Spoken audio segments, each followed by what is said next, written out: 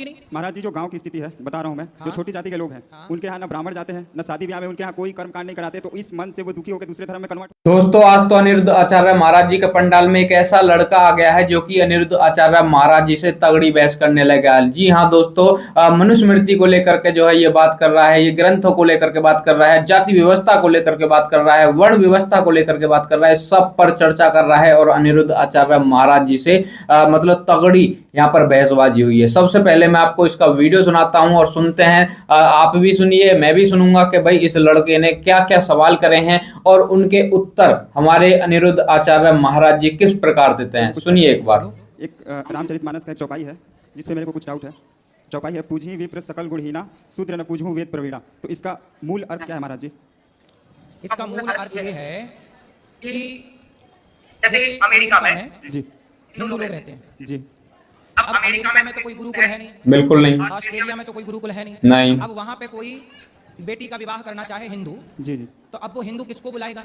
पंडित जी को बुलाएगा। जी अब चूंकि वो पंडित जी माना कि कोई व्यक्ति शराब पी रहा है, गलत काम कर रहा है, गलत काम मतलब शराब पी रहा है, जी जी और शराब पीना गलत है, पर अब कोई नहीं है। अब जैसे विदेशों में 99% लोग शराब पीते हैं, जी बिल्कुल। अब वहाँ पे अपनी बेटी का विवाह किसी हिंदू को कराना है, तो वहाँ पे पंडित कौन मिलेगा? तो वहाँ तो अब जैसा पंडित है उसी से ना कराना पड़ेगा, क्योंकि वहाँ है ही नहीं। तो महाराज जी तो वहाँ पे वो बेटी का विवाह कराओ, तो क्योंकि ऑप्शन नहीं है। जहाँ ऑप्शन है वहाँ योग को कुछ नहीं है, वहाँ योग्यता देखिए। जहाँ है ही नहीं वहाँ आप क्या करेंगे बताइए? मैम हम सर हमारे यहाँ जो वर्ण व्यवस्था था, पहले तो जाति थी नहीं, पहले डॉक्यूमेंटेशन कुछ नहीं था, पहले जो काम करता था उसी वर्ण में आता था। पहले हम वर्ण भी चेंज कर सकते थे, पहले हम वर्ण चेंज कर सकते थे, लेकिन आज हम वर्ण जाति चेंज नहीं कर सकते। और हमारे जो सनातन धर्म का विघटन का बहुत बड़ा कारण है कि जो जाति प्रथा है उसके कारण बहुत सारे लोग क्रिश्चियन बन रहे हैं। बिल्कुल। जाति प्रथा केवल सनातन में नहीं है, मुसलमानों में भी जातियां हैं। महाराज जी हमारे खान है, सिया है, सुन्नी है, ये क्या है? महाराज जी जाति है। लेकिन केवल हिंदुओं की जाति को टारगेट बनाया गया, मुसलमानों की जातियां हैं। अभी आपने देखा होगा एक देश में दूसरे देश ने हमला कर दिया, इजराइल। अभी कहाँ हमला हुआ था? इजराइल और हमास का हुआ, गाजा, ईरान। अभी ईरान पर इजराइल ने हमला किया, समझ में आई?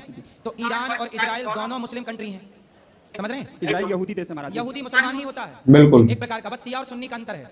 तो वहां पर इजराइल के साथ बाकी देश इसलिए खड़े नहीं हुए क्योंकि वो सिया था और सुन्नी लोग अलग रहते हैं। सिया और सुन्नी का भी चलता है, लेकिन ये बात आपको कोई बताएगा नहीं। मुसलमानों में भी जातियां हैं, ऐसी जातियां हैं कि वो देश अकेला खड़ा रहा, कोई देश मुसलमान देश भी उसके साथ खड़े नहीं हुए क्योंकि उसकी जाति अलग है। हम सनातनी इतने नहीं लड़ते कभी जातियों के नाम पे जितने जातियों के नाम पे दुनिया लड़ रही है, पर ये बात पता नहीं है, लोग समझते नहीं या समझाना चाहते नहीं, बात सही पहुंचती नहीं। सही बात है। की स्थिति है बता रहा हूँ मैं, जो छोटी जाति के लोग हैं उनके यहाँ ना ब्राह्मण जाते हैं, न शादी ब्याह में उनके यहाँ कोई कर्म कांड नहीं कराते, तो इस मन से वो दुखी होकर दूसरे धर्म में कन्वर्ट हो रहे हैं। मेरे यहाँ पे क्रिश्चियन में कन्वर्ट हो रहे हैं। भाई क्यों नहीं जा रहे हैं? क्योंकि महाराज जी वो जो वहाँ के लोग हैं जो पूजा करते हैं, उनको सबके घर जाके पूजा बिल्कुल बिना भेद के सनातनियों को तो जोड़ के चलना है ना। ये बात उनको समझनी चाहिए कि हम यदि सनातन को नहीं जोड़ेंगे तो सनातन बिखर जाएगा। सही बात है। अपनी जिम्मेदारियां हैं ना, वहाँ जो लोग, जैसे आपके गांव आपके क्षेत्र में आपकी जिम्मेदारी है, इस क्षेत्र में यहाँ पे मेरी जिम्मेदारी है। एक व्यक्ति सब तरफ नहीं पूछ सकता, इसलिए सब तरफ जो जहाँ बैठे वो अपनी समझदारी से सनातन को जोड़ के चले, आपस में लड़ाई और भेद पैदा न करें, ये तो उनकी जिम्मेदारी है। जी जी। और मेरा दूसरा सवाल है कि जो भगवान विष्णु का अवतार एक बुद्ध अवतार हुआ है, तो क्या वो बुद्ध वही है जिन्होंने बौद्ध धर्म की स्थापना की या फिर वो बुद्ध अलग है? अलग है। जो बौद्ध धर्म की स्थापना हुई वो बुद्ध अलग है। जो हमारे सनातन धर्म के बुद्ध हैं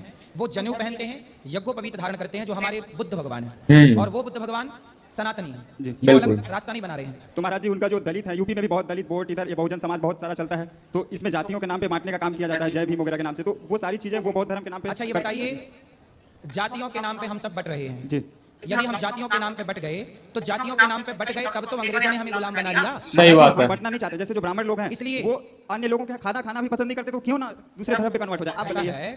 वो जातियों का कोई लेना देना नहीं है, इसलिए हम सनातनियों को चाहिए कि हम संगठित होकर के अपने राष्ट्र को सुरक्षित रखें। यदि हम बट गए तो हम घट जाएंगे और मिट जाएंगे, इसलिए हमें आपस में बटना नहीं। आपके यहाँ के जो ब्राह्मण हैं उनको कभी यहाँ लाइए, कभी उनको समझाइए, कभी उनको मेरी बात सुनाइएगा कि हम ब्राह्मण होकर, क्षत्रिय होकर, वैश्य होकर, शूद्र होकर जातियों के नाम पे लड़ गए तो फूट डालो शासन करो, अंग्रेजों ने नारा दिया था, फिर गुलाम बन जाओगे, बहन बेटियों के साथ बलात्कार हो जाएगा, बट जाओगे। तो इसलिए संगठित रहो और सबकी बेटी के विवाह कराओ, सबके यहाँ खुशियों से जाओ आओ, प्रेम सबको गले लगाओ। सबको गले लगाने में क्या बुराई है?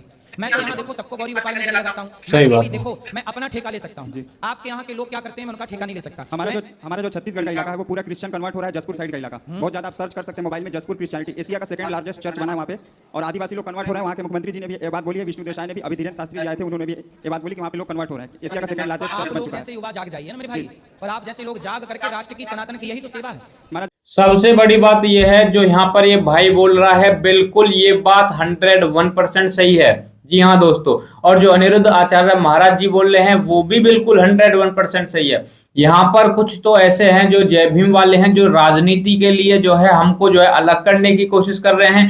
कुछ ऐसी मानसिकता वाले सनातनी हैं को जो कि मतलब आज भी उन चीजों को कहीं ना कहीं लेकर के बैठे हैं कि भाई ऊंच नीच छोटा बड़ा इन चीजों को लेकर के बैठे हैं, जो कि बिल्कुल गलत है।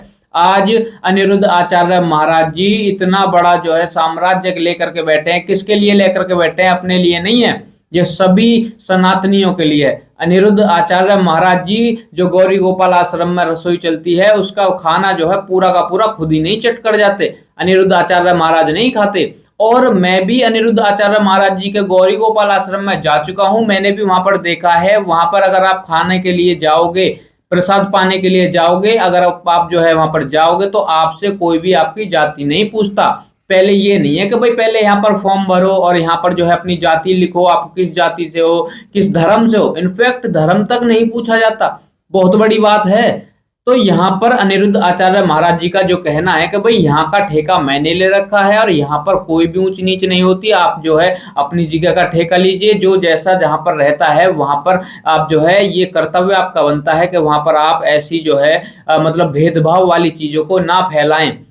और जो ये भाई बोल रहा है ये भी बिल्कुल सही बोल रहा है कि भाई जब जो दलित हैं, जो दलित हिंदू हैं, वो उनके ऊपर जब अत्याचार होता है, जब लोग बाग उनको गलत बोलते हैं, पूजा पाठ नहीं करने देते, मंदिर में नहीं जाने देते, तो जो है वो मजबूरन मतलब मजबूरी में आकर के वो धर्म परिवर्तन कर लेते हैं। और कुछ ऐसे हैं जो राजनीति के चलते जो है धर्म परिवर्तन कर लेते हैं, कुछ ऐसे हैं जो देख करके धर्म परिवर्तन कर लेते हैं, जो ये देखते हैं कि भाई हमारे दलित समाज का कोई भाई है और उसके साथ में जो है ये अत्याचार हो रहा है और भेदभाव हो रहा है, तो जब वो जो है मतलब अपना धर्म बदल चुका है तो अब हम भी अपना धर्म बदलेंगे ताकि आगे आने वाले समय में हमारे साथ में भी ऐसा ना हो। आखिर कौन जिम्मेदार है? जिम्मेदार दोनों तरफ के लोग हैं, दोनों तरफ से ही चीजें हो रही हैं। और अब फिलहाल में देखा जाए तो अब जो ये फर्जी लोग हैं, जो राजनीतिक लोग हैं, जो जय भीम के साथ में जय मीम का नारा देते हैं, कहीं ना कहीं उनकी वजह से अब ये चीजें ज्यादा हो रही हैं। और जो भाई का सवाल था गौतम बुद्ध को लेकर के, जैसा कि आपने सभी ने देखा होगा, जो हमारे रामलला जी की जो मूर्ति का जो है स्थापन हुआ था जब भगवान श्री राम के मंदिर में, तो उस समय जो है भगवान श्री राम के मतलब चारों ओर जितने भी भगवान विष्णु के अवतार हैं उनकी फोटो, उनकी तस्वीर जो है वहां पर रही थी उसी मूर्ति के अंदर। और उस समय गौतम बुद्ध भगवान को लोग समझ रहे थे, वहां पर बुद्ध थे ना, तो उनको समझ रहे थे ये गौतम बुद्ध हैं, ये जो है चोरी कर ली, फलाना कर लिया, ऐसा लोग कह रहे थे, ऐसा जय भीम वाले फर्जी वाले कह रहे थे। और जो अपने आप को आज नए नए बौद्ध बताते हैं वो कह रहे थे। तो यहाँ पर उनका भी ये डाउट क्लियर हो जाता है, उनको जवाब मिल गया कि भाई साहब वो बुद्ध अलग हैं, ये बुद्ध अलग हैं, दोनों में जमीन आसमान का फर्क है। वो जनेऊ पहनते थे, सनातनी थे, और बुद्ध कोई एक व्यक्ति नहीं है, कोई भी बुद्ध बन सकता है, आप भी बन सकते हो, हम भी बन सकते हो, ज्ञान होना चाहिए। बाकी दोस्तों ये जो सवाल था ये बहुत जरूरी सवाल था और भाई ने जो सवाल उठाया है बहुत सही उठाया है। अनिरुद्ध आचार्य महाराज जी ने भी एक ही बात बोली है कि भाई समान लेकर के चलो, कोई भेदभाव मत करो, सनातन को जोड़ना है ना कि तोड़ना। बाकी दोस्तों आप सभी का क्या कहना है इस चीज को लेकर के जरूर बताना और इस वीडियो को आगे तक पहुंचाना। जय श्री राम, हर हर महादेव।